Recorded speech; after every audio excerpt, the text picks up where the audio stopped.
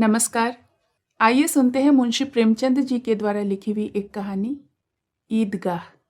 दोस्तों, अगर आपको मेरे चैनल के कंटेंट अच्छे लगते हो तो मैं आपसे अनुरोध करूंगी कि मेरे चैनल को ज़रूर सब्सक्राइब करें और साथ ही साथ बेल आइकन भी प्रेस करें ताकि मेरे द्वारा अपलोड की हुई कहानियाँ सबसे पहले आप तक पहुँचे। धन्यवाद। तो आइए सुनते हैं ईदगाह। रमजान के पूरे 30 रोज़ों के बाद ईद आई है। कितना मनोहर, कितना सुहावना प्रभाव है। वृक्षों पर अजीब सी हरियाली है, खेतों में कुछ अजीब सी रौनक है, आसमान पर कुछ अजीब सी लालिमा है। आज का सूर्य देखो, कितना प्यारा, कितना शीतल है, मानो संसार को ईद की बधाई दे रहा है। गांव में कितनी हलचल है। ईदगाह जाने की तैयारियां हो रही हैं। किसी के कुर्ते में बटन नहीं है, पड़ोस के घर में सुई धागा लेने दौड़ा जा रहा है। किसी के जूते कड़े हो गए हैं, उनमें तेल डालने के लिए तेली के घर भागा जाता है। जल्दी जल्दी बैलों को सानी पानी दे दे, ईदगाह से लौटते लौटते दोपहर हो जाएगी। 3 कोस का पैदल रास्ता, फिर सैकड़ों आदमियों से मिलना भेंट करना, दोपहर से पहले लौटना असंभव है। लड़के सबसे ज्यादा प्रसन्न हैं। किसी ने 1 रोजा रखा है, वह भी दोपहर तक, किसी ने वह भी नहीं। लेकिन ईदगाह जाने की खुशी उनके हिस्से की चीज है। रोजे बड़े बूढ़ों के लिए होंगे, इनके लिए तो ईद है। रोज ईद का नाम रटते थे, आज वह आ ही गई। अब जल्दी पड़ी है कि लोग ईदगाह क्यों नहीं चलते। इन्हें गृहस्थी की चिंताओं से क्या प्रयोजन। सेवैयों के लिए दूध और शक्कर घर में है या नहीं, इनकी बला से। ये तो सेवैया खाएंगे। वह क्या जाने कि अब्बा जान क्यों बदहवास चौधरी कायम अली के घर दौड़े जाते हैं। उन्हें क्या खबर कि चौधरी ने आंखें बदल ली तो यह सारी ईद मुहर्रम हो जाएगी। उनकी अपनी जेबों में तो कुबेर का धन भरा हुआ है। बार बार जेब से अपना खजाना निकालकर गिनते हैं और खुश होकर फिर रख लेते हैं। महमूद गिनता है, 1, 2, 10, 12। उसके पास 12 पैसे हैं। मोहसिन के पास 1, 2, 3, 8, 9, 15 पैसे हैं। इन्हीं अनगिनत पैसों में अनगिनत चीजें खरीद लाएंगे, खिलौने, मिठाइयाँ, बिगुल, गेंद और जाने क्या क्या। और सबसे ज्यादा प्रसन्न है हामिद। वह 4-5 साल का गरीब सूरत दुबला पतला लड़का, जिसका बाप गत वर्ष हैजे की भेंट हो गया और माँ न जाने क्यों पीली होती होती एक दिन मर गई। किसी को क्या पता कि क्या बीमारी है, कहती भी तो कौन सुनने वाला था। दिल पर जो बीतती थी वह दिल में ही सहती थी, और जब न सहा गया तो संसार से विदा हो गई। अब हामिद अपनी बूढ़ी दादी अमीना की गोद में सोता है और उतना ही प्रसन्न है। उसके अब्बाजान रुपये कमाने गए हैं, बहुत सी थैलियां लेकर आएंगे। अम्मी जान अल्लाह मियाँ के घर से उसके लिए बड़ी अच्छी अच्छी चीजें लाने गई है, इसीलिए हामिद प्रसन्न है।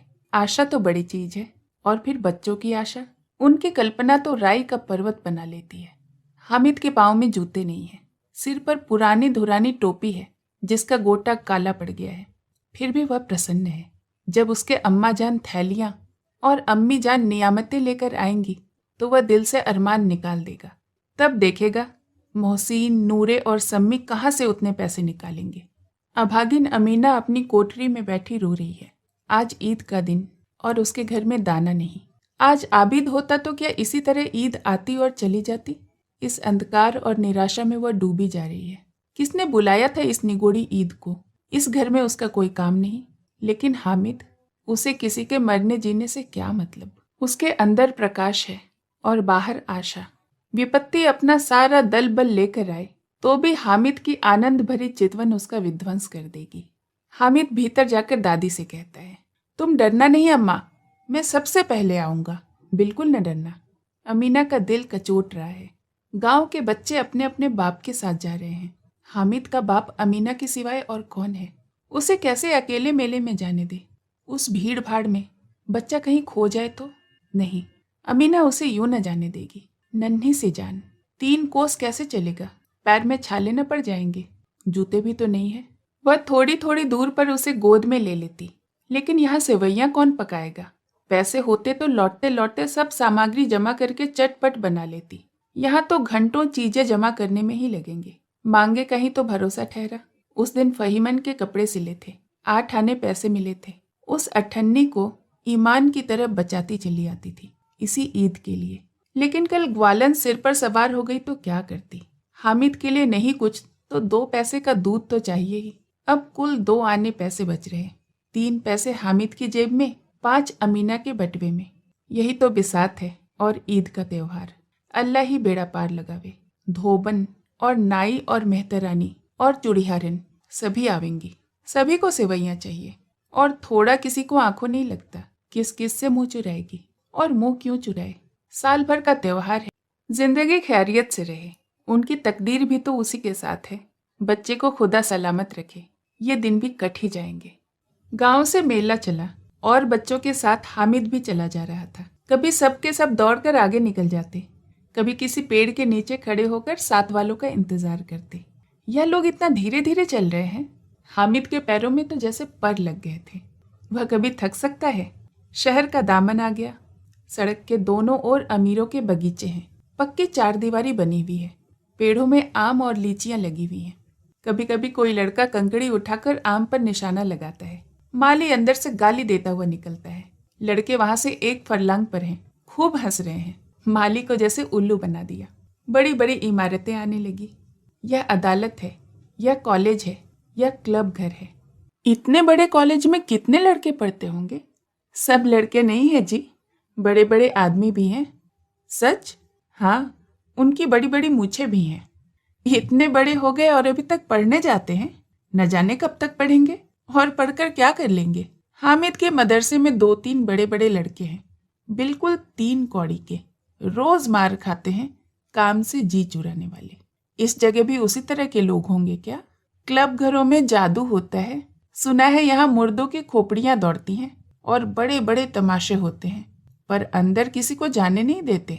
और वहाँ शाम को साहब लोग खेल खेलते हैं।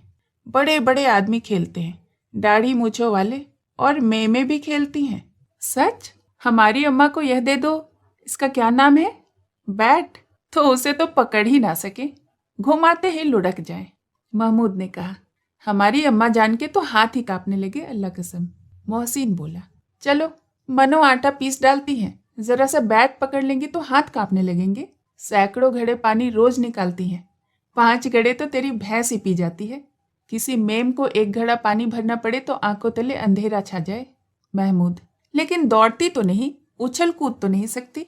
मोहसिन, हाँ उछल कूद तो नहीं सकती, लेकिन उस दिन मेरी गाय खुल गई थी और चौधरी के खेत में जा पहुंची तो अम्मा इतना तेज दौड़ी कि मैं उन्हें पा ही न सका। सच। आगे चले। हलवाइयों की दुकानें शुरू हुई। आज खूब सजी हुई थी। इतनी मिठाई कौन खाता है। देखो ना, एक एक दुकान पर मनो मिठाइयाँ होंगी। सुना है रात को जिन्नात आकर खरीद कर ले जाते हैं। अब्बा कहते थे कि आधी रात को एक आदमी हर दुकान पर जाता है और जितना माल बचा होता है वह तुलवा लेता है और सचमुच के रुपए देता है। बिल्कुल ऐसे ही रुपए। हामिद को यकीन न आया। ऐसे रुपए जिन्नात को कहाँ से मिल जाएंगे? मोहसिन ने कहा, जिन्नात को रुपयों की क्या कमी है। जिस खजाने में चाहे चले जाएं, लोहे के दरवाजे तक तो उन्हें रोक नहीं पाते जनाब। आप हैं किस फेर में? हीरे जवाहरात तक सब उनके पास रहते हैं। जिससे खुश हो गए उसको टोकरों जवाहरात दे दिए। अभी यहीं बैठे हैं, 5 मिनट में कलकत्ता पहुंचा दें। हामिद ने फिर पूछा, जिन्नात बहुत बड़े बड़े होते हैं? मोहसिन, एक एक सिर आसमान के बराबर होता है जी। जमीन पर खड़ा हो जाए तो उसका सिर आसमान पर जा लगे, मगर चाहे तो एक लोटे में भी घुस जाए। हामिद, लोग उन्हें कैसे खुश करते होंगे? कोई मुझे मंत्र बता दे तो मैं जिन्न को खुश कर लूं। मोहसिन, यह तो मैं नहीं जानता, लेकिन चौधरी साहब के काबू में बहुत सारे जिन्नात हैं। कोई चीज चोरी हो जाए, चौधरी साहब उसका पता यूं लगा देंगे और चोर का नाम भी बता देंगे। जुमराती का बचवा उस दिन खो गया था। 3 दिन हैरान हुए, कहीं न मिला। तब झक मारकर चौधरी के पास गए। चौधरी ने तुरंत बता दिया कि वह मवेशी खाने में है और वह वहीं मिला। जिन्नात आकर उन्हें सारे जहान की खबर दे जाते हैं। अब उसकी समझ में आ गया कि चौधरी के पास इतना धन क्यों है और क्यों इनका इतना सम्मान है। आगे चले। यह पुलिस लाइन है। यहीं सब कांस्टेबल कवायद करते हैं। रात को बेचारे घूम घूम कर पहरा देते हैं, नहीं तो चोरियां न हो जाए। मोहसिन ने प्रतिवाद किया, यह कांस्टेबल पहरा देते हैं? तब तो तुम बहुत जानते हो अली हजरत। यह तो चोरी करते हैं। शहर में जितने चोर डाकू हैं सब इनसे मिले रहते हैं। रात को ये लोग चोरों से कहते हैं कि जाओ चोरी करो, और आप दूसरे मोहल्ले में जाकर जागते रहो पुकारते हैं, तभी इन लोगों के पास इतने रुपए आते हैं। मेरे मामू एक थाने में कांस्टेबल हैं, 20 रुपये महीना पाते हैं, लेकिन 50 रुपये घर भेजते हैं। अल्लाह कसम, मैंने एक बार पूछा था कि मामू आप इतने रुपए कहाँ से पाते हैं? हंसकर कहने लगे कि बेटा अल्लाह देता है। फिर आप ही बोले, हम लोग चाहे तो एक दिन में लाखों मार लाएं, पर हम इतना ही लेते हैं जिसमें अपनी बदनामी भी न हो और नौकरी भी न चली जाए। हामिद ने पूछा, यह लोग चोरी करवाते हैं तो कोई इन्हें पकड़ता नहीं? मोहसिन उसकी नादानी पर दया दिखाकर बोला, अरे पागल, इन्हें कौन पकड़ेगा? पकड़ने वाले तो ये लोग खुद ही हैं, लेकिन अल्लाह इन्हें भी सजा खूब देता है। हराम का माल हराम में ही जाता है। थोड़े ही दिन हुए, मामू के घर में आग लग गई, सारी लेई पूंजी जल गई, एक बर्तन तक न बचा। कई दिनों तक पेड़ के नीचे सोए, अल्लाह कसम पेड़ के नीचे। फिर न जाने कहाँ से 100 कर्ज लाए तो बर्तन भांडे आए। हामिद, 100 तो 50 से ज्यादा होते हैं ना? कहाँ 50, कहाँ 100? 50 एक थैली भर होता है, 100 तो 2 थैलियों में भी ना आए। अब बस्ती घनी होने लगी थी। ईदगाह जाने वाली की टोलियां नजर आने लगी, एक से एक भड़कीले वस्त्र पहने हुए, कोई इक्के तांगे पर सवार, कोई मोटर पर, सभी इत्र में बसे, सभी के दिलों में उमंग। ग्रामीणों का यह छोटा सा दल अपनी विपन्नता से बेखबर संतोष और धैर्य में मग्न चला जा रहा था। बच्चों के लिए नगर की सभी चीजें अनोखी थी, जिस चीज की ओर ताकते ताकते ही रह जाते, और पीछे से बार बार हॉर्न की आवाज होने पर भी न चेतते। हामिद तो मोटर के नीचे जाते जाते बचा।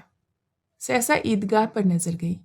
ऊपर इमली के घने वृक्षों की छाया है, नीचे पक्का फर्श है जिस पर जाजम बिछा हुआ है, और रोजेदारों की पंक्तियां एक के पीछे एक न जाने कहां तक चली गई हैं, पक्की जगत के नीचे तक, जहां जाजम भी नहीं है। नए आने वाले आकर पीछे कतार में खड़े हो जाते हैं। आगे जाने की जगह नहीं है। यहाँ कोई धन, कोई पद नहीं देखता। इस्लाम की निगाह में सब बराबर है। इन ग्रामीणों ने भी वजू किया और पीछे की पंक्ति में खड़े हो गए।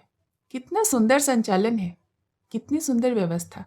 लाखों सिर एक साथ सजदे में झुक जाते हैं, फिर सब के सब एक साथ खड़े हो जाते हैं, फिर एक साथ झुकते हैं और एक साथ घुटनों के बल बैठ जाते हैं। कई बार यही क्रिया होती है, जैसे बिजली की लाखों बत्तियां एक साथ प्रदीप्त हो और एक साथ बुझ जाएं, और यही क्रम चलता रहा। कितना अपूर्व दृश्य था, जिसकी सामूहिक क्रियाएं, विस्तार और अनंतता हृदय को श्रद्धा, गर्व और आत्मानंद से भर देती थी। मानो भ्रातृत्व का एक सूत्र इन समस्त आत्माओं को एक लड़ी में पिरोए हुए है। नमाज खत्म हो गई, लोग आपस में गले मिल रहे हैं। तब मिठाई और खिलौनों की दुकान पर धावा होता है। ग्रामीणों का यह दल इस विषय में बालकों से कम उत्साही नहीं है। यह देखो हिंडोला है, 1 पैसे देकर चढ़ जाओ, कभी आसमान में जाते हुए मालूम होगे तो कभी जमीन पर गिरते हुए। यह चरखी है, लकड़ी के हाथी, घोड़े, ऊंट छड़ों में लटके हुए हैं। 1 पैसा देकर बैठ जाओ और 25 चक्करों का मजा लो। महमूद, मोहसिन, नूरे और शम्मी इन घोड़ों और ऊँटों पर बैठते हैं। हामिद दूर खड़ा है, 3 ही तो पैसे हैं उसके पास। अपने कोष का 1/3 जरा सा चक्कर खाने के लिए नहीं दे सकता। सब चरखियों से उतरते हैं, अब खिलौने लेंगे। इधर दुकानों की कतारें लगी हुई हैं, तरह तरह के खिलौने हैं। सिपाही और गुजरिया, राजा और वकील, भिश्ती और धोबिन और साधु। वाह, कितने सुंदर खिलौने हैं। अब बोलना ही चाहते हैं। महमूद सिपाही लेता है, खाकी वर्दी और लाल पगड़ी वाला, कंधे पर बंदूक रखे है, मालूम होता है अभी कवायद किए चला रहा है। मोहसिन को भिश्ती पसंद आया, कमर झुकी हुई है, ऊपर मशक रखे हुए है, मशक का मुंह एक हाथ से पकड़े हुए है। कितना प्रसन्न है, शायद कोई गीत गा रहा है। बस मशक से पानी उड़ेलना ही चाहता है। नूरे को वकील से प्रेम है, कैसी विद्वमता है उसकी मुख पर। काला चोंगा, नीचे सफेद अचकन, अचकन के सामने घड़ी में जेब, सुनहरी जंजीर, एक हाथ में कानून का पोथा लिए हुए। मालूम होता है अभी किसी अदालत से जिरह या बहस करके चले आ रहे हैं। यह सब 2-2 पैसे के खिलौने हैं। हामिद के पास कुल 3 पैसे हैं। इतने महंगे खिलौने वह कैसे ले? खिलौना कहीं हाथ से टूट पड़े तो चूर चूर हो जाए, जरा सा पानी पड़े तो सारा रंग धुल जाए। ऐसे खिलौने लेकर वह क्या करेगा? यह किस काम के? मोहसिन कहता है, मेरा भिश्ती रोज पानी दे जाया करेगा सांझ सवेरे। महमूद, और मेरा सिपाही घर का पहरा देगा। कोई चोर आएगा तो फौरन बंदूक से फायर करेगा। नूरे, और मेरा वकील खूब मुकदमा लड़ेगा। सम्मी, और मेरी धोबिन रोज कपड़े धोएगी। हामिद खिलौनों की निंदा करता है। मिट्टी के ही तो हैं, गिरो तो चकनाचूर हो जाए। लेकिन ललचाई हुई आंखों से खिलौनों को देख रहा है और चाहता है कि जरा देर के लिए उन्हें हाथ में ले सकता। उसके हाथ अनायास ही लपकते हैं। लेकिन लड़के इतने त्यागी नहीं होते, विशेषकर जब अभी नया शौक है। हामिद ललचाता रह जाता है। खिलौने के बाद मिठाइयाँ आती हैं। किसी ने रेवड़ियाँ ली है, किसी ने गुलाब जामुन और किसी ने सोहन हलवा। मजे से खा रहे हैं। हामिद बिरादरी से पृथक है। अभागे के पास 3 ही पैसे हैं, क्यों नहीं कुछ लेकर खाता। ललचाई आंखों से सबकी ओर देखता है। मोहसिन कहता है, हामिद रेवड़ी ले जा, कितनी खुशबूदार है। हामिद को संदेह हुआ, ये केवल क्रूर विनोद है। मोहसिन इतना उदार नहीं, लेकिन यह जानकर भी वो उसके पास जाता है। मोहसिन दोने में से एक रेवड़ी निकालकर हामिद की ओर बढ़ाता है। हामिद हाथ फैलाता है। मोहसिन रेवड़ी अपने मुंह में रख लेता है। महमूद, नूरे, सम्मी खूब तालियां बजा बजा कर हंसते हैं। हामिद खिसिया जाता है। मोहसिन, अच्छा अब की बार जरूर देंगे हामिद, अल्लाह कसम ले जा। हामिद, रखे रहो, क्या मेरे पास पैसे नहीं हैं। सम्मी, 3 ही तो पैसे हैं, 3 पैसे में क्या क्या लोगे। महमूद, हमसे गुलाब जामुन ले जाओ हामिद। मोहसिन तो बदमाश है। हामिद, मिठाई कौन सी बड़ी नेमत है, किताब में तो इसकी कितनी बुराइयां लिखी हैं। मोहसिन, लेकिन दिल में तो कह रहे होगे कि मिले तो खा ले, अपने पैसे क्यों नहीं निकालते। महमूद, हम समझते हैं इनकी चालाकी, जब हमारे सारे पैसे खर्च हो जाएंगे तो हमें ललचा ललचा कर खाएंगे। मिठाइयों के बाद कुछ दुकानें लोहे की चीज़ों की, कुछ गिलट और कुछ नकली गहनों की।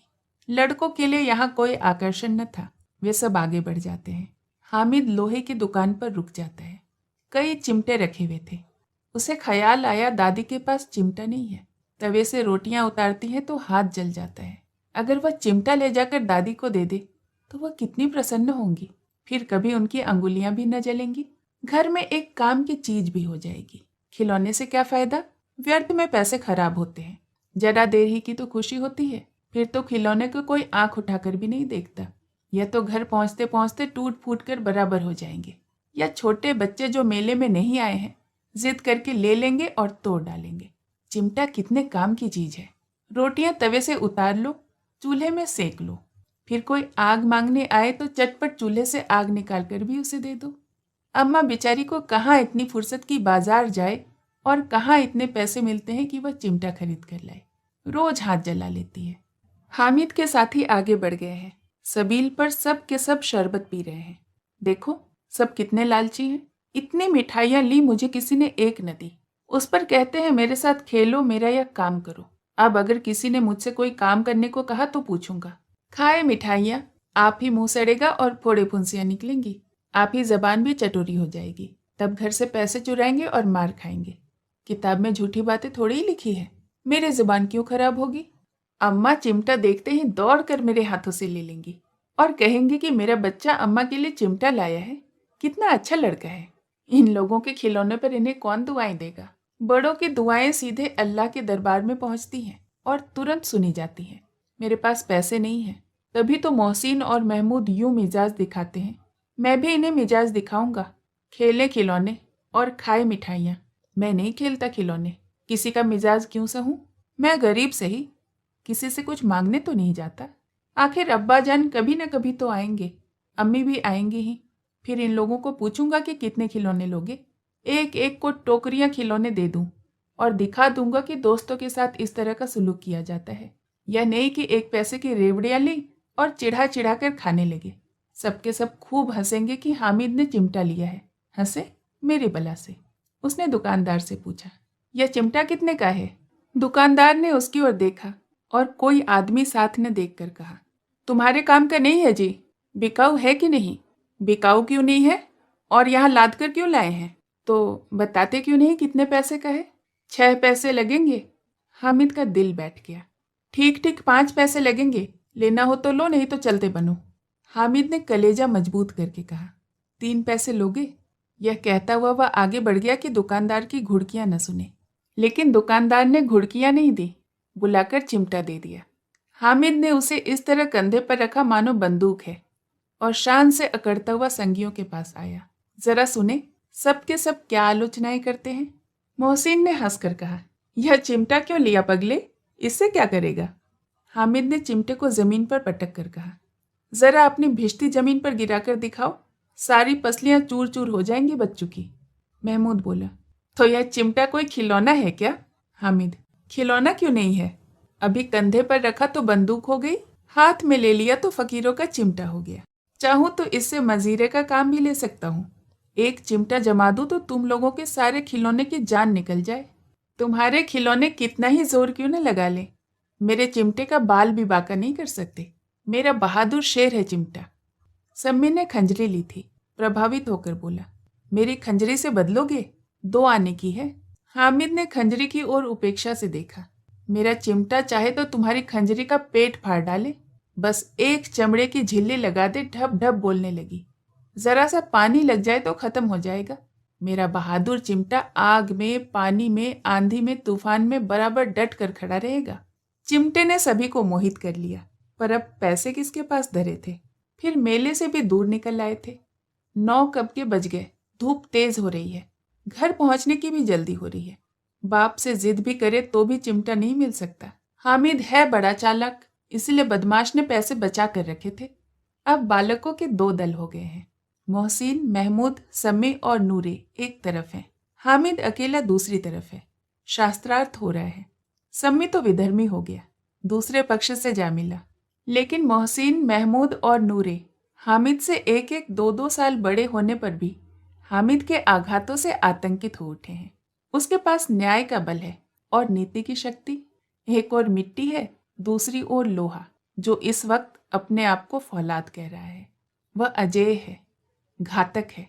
अगर कोई शेर आ जाए तो मियाँ भिश्ती के छक्के छूट जाएं, मियाँ सिपाही मिट्टी की बंदूक छोड़कर भागे, वकील साहब की तो नानी ही मर जाए, चोंगे में मुंह छिपाकर जमीन में लेट जाए। मगर यह चिमटा, यह बहादुर, यह रुस्तमे हिंद लपक कर शेर की गर्दन पर सवार हो जाएगा और उसकी आंख निकाल लेगा। मोहसिन ने एड़ी चोटी का जोर लगाकर कहा, अच्छा पानी तो नहीं भर सकता। हामिद ने चिमटे को सीधा खड़ा करके कहा, भिश्ती को एक डांट बताएगा तो दौड़ा हुआ पानी लाकर उसके द्वार पर छिड़कने लगेगा। मोहसिन परास्त हो गया, पर महमूद ने कुमुक पहुंचाई, अगर बच्चा पकड़ा जाए तो अदालत में बंधे बंधे फिरेंगे, तब तो वकील साहब के पैरों पर ही पड़ेंगे। हामिद इस प्रबल तर्क का जवाब न दे सका। उसने पूछा, हमें पकड़ने कौन आएगा। नूरे ने अकड़ कर कहा, यह सिपाही बंदूक वाला। हामिद ने मुंह चिढ़ाकर कहा, यह बेचारे हम रुस्तमे हिंद को पकड़ेंगे। अच्छा लाओ, अभी जरा कुश्ती हो जाए, इसकी सूरत देखकर दूर भागेंगे, पकड़ेंगे क्या बेचारे। मोहसिन को एक नई चोट सूझ गई, तुम्हारे चिमटे का मुंह रोज आग में जलेगा।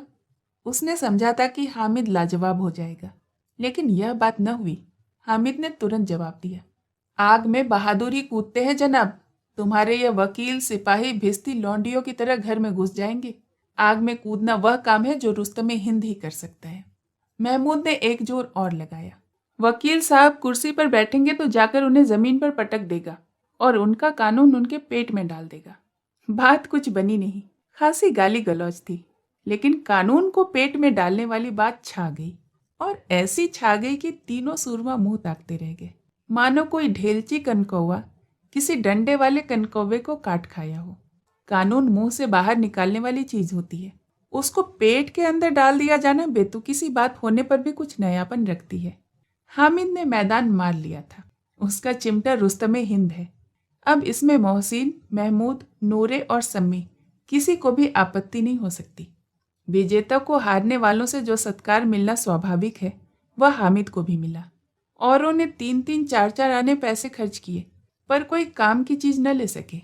हामिद ने 3 पैसे में ही रंग जमा दिया। सच ही तो है, खिलौनों का क्या भरोसा, टूट फूट जाएंगे। हामिद का चिमटा तो बना रहेगा बरसों। संधि की शर्तें तय होने लगी। मोहसिन ने कहा, जरा अपना चिमटा तो दो, हम भी देखें।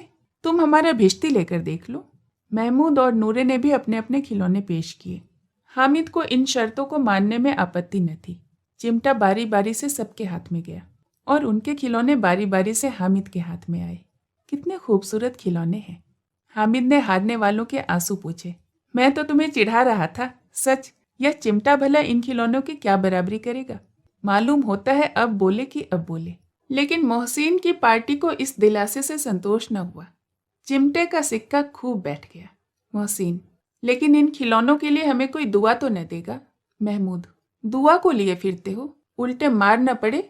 अम्मा जरूर कहेंगी कि मेले में यही मिट्टी के खिलौने मिले। हामिद को स्वीकार करना पड़ा कि खिलौनों को देखकर किसी की माँ इतनी खुश न होगी जितनी दादी चिमटे को देखकर खुश होगी।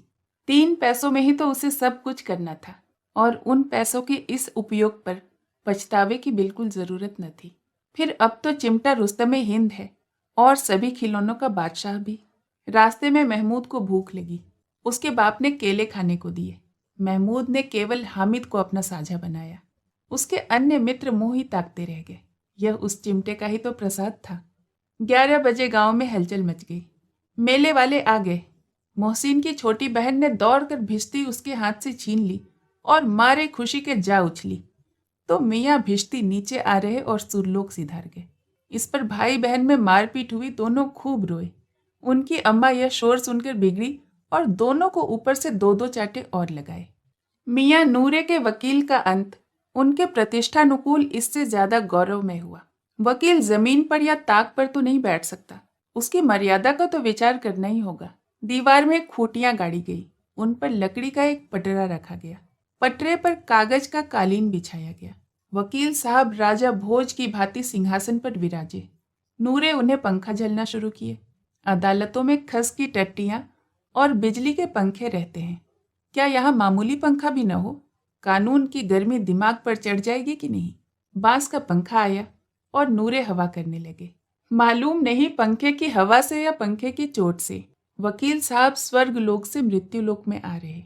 उनका माटी का चोला मिट्टी में मिल गया। फिर बड़े जोर शोर से मातम भी हुआ और वकील साहब की अस्थि घूरे पर डाल दी गई। अब रहा महमूद का सिपाही। उसे चटपट गांव का पहरा देने का चार्ज मिल गया। लेकिन पुलिस का सिपाही कोई साधारण व्यक्ति तो नहीं जो अपने पैरों पर चले।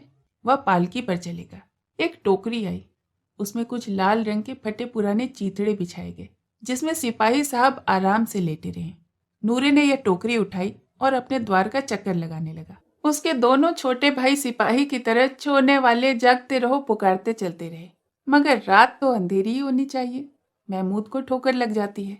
टोकरी उसके हाथ से छूटकर गिर पड़ती है और मियाँ सिपाही अपनी बंदूक लिए जमीन पर आ पड़ते हैं और उनकी एक टांग में विकार आ जाता है। महमूद को आज ज्ञात हुआ कि वह अच्छा डॉक्टर है। उसको ऐसा मरहम मिल गया जिससे वह टूटी हुई टांग को आनन फानन में जोड़ सकता है। केवल गूलर का दूध चाहिए। गूलर का दूध आता है। टांग जवाब देती है। शल्य चिकित्सा असफल हुई। तब उसकी दूसरी टांग भी तोड़ दी जाती है। अब कम से कम एक जगह आराम से बैठ तो सकता है। एक टांग से न तो चल ही सकता था न ही बैठ ही सकता था। अब वह सिपाही सन्यासी हो गया है। अपनी जगह पर बैठे बैठे पहरा देता है। कभी कभी देवता भी बन जाता है। उसके सिर पर झालरदार साफा खुरच दिया जाता है। अब उसका जितना रूपांतरण चाहो कर सकते हो। कभी कभी तो उससे बाट का भी काम लिया जाता है। अब मियाँ हामिद का हाल सुनिए। अमीना उसकी आवाज सुनते ही दौड़ी और उसे गोद में उठाकर प्यार करने लगी। सहसा उसके हाथ में चिमटा देखकर वह चौंकी। यह चिमटा कहाँ था? मैंने मोल लिया है। कै पैसे में? 3 पैसे दिए हैं। अमीना ने छाती पीट ली। यह कैसा बेसमझ लड़का है कि दोपहर हुई, न कुछ खाया न पिया, लाया क्या? चिमटा? सारे मेले में तुझे और कोई चीज न मिली जो यह चिमटा उठा लाया? हामिद ने अपराधी भाव से कहा। तुम्हारी अंगुलियां तवे से जल जाती थी ना, इसलिए मैंने इसे ले लिया। बुढ़िया का क्रोध तुरंत स्नेह में बदल गया। और स्नेह भी वह नहीं जो प्रगल्भ होता है और अपनी सारी कसक शब्दों में बिखेर देता है। यह मूक स्नेह था, खूब ठोस, रस और स्वाद से भरा हुआ। बच्चे में कितना त्याग, कितना सद्भाव, कितना विवेक है। दूसरों को खिलौना लेते और मिठाई खाते देख इसका मन कितना ललचाया होगा। इतना जब्त इससे कैसे हुआ? वहां भी इसे अपनी बुढ़िया दादी की याद बनी रही। अमीना का मन गदगद हो गया। और अब एक बड़ी विचित्र बात हुई। हामिद के इस चिमटे से भी विचित्र। बच्चे हामिद ने बूढ़े हामिद का पाठ खेला था। बुढ़िया अमीना बालिका अमीना बन गई। वह रोने लगी, दामन फैलाकर हामिद को दुआएं देती जाती और आंसुओं की बड़ी बड़ी बूंदें गिराती जाती। हामिद इसका रहस्य क्या समझता। कहानी सुनने के लिए बहुत बहुत धन्यवाद।